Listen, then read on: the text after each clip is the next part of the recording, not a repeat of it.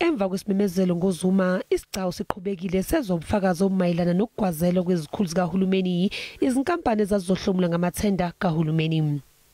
Oyisikhulu se-EOH Holdings Limited, uStephen van Khula utshele ikhomishana ukuthi wathola ukungahambi kahle ngamathenda kanye nokuphathwa kwemali khathi eba ingxenye lenkampani ngo-2018.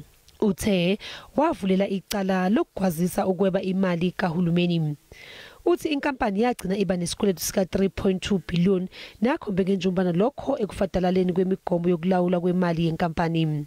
Ukhula uthe ngesikhathi eba ingxenye EOH lenkampani yayingekho ohlwini lwezinkampani ezihebayo njengoba kudingekile ingenazo izinhlelo zokulawula kwemali yenkampani. Uthi wayethembele izitatimende zasebhange ukubheka ukusebenza kwemali yenkampani. Qhube wathi kwakunezinkampani ezazihola kodwa zingawenzanga umsebenzi.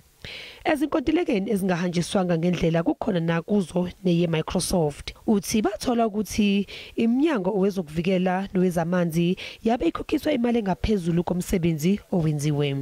In my view, people were stealing money from EOH to either make a political donations, which I get to on 38.6, or just stealing money for themselves. Ukwentuleka kwendlela efanele yokuthenga nokuthengisa impahla kwaba nomphumela ongena shi ezikweletini kwenkampani.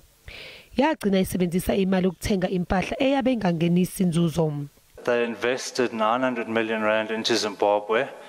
In some cases, they were actually paying for OEM licenses in South Africa, but delivering them to clients in Zimbabwe, collecting cash in Zimbabwe, but obviously the cash wouldn't come to South Africa. We spent 750 million rand largely on international acquisitions. For assets, we used debt to buy acquisitions that weren't generating cash. Inkampani ithi isixhumene namaphoyisa uphiko liphenya amacala akhethekile isikhungo esiqoqa intela iSARS kanye nomgcini mafa ukuhlanganisa incwadi efungelo ukuze kushushiswe abathintekayo kulokhu.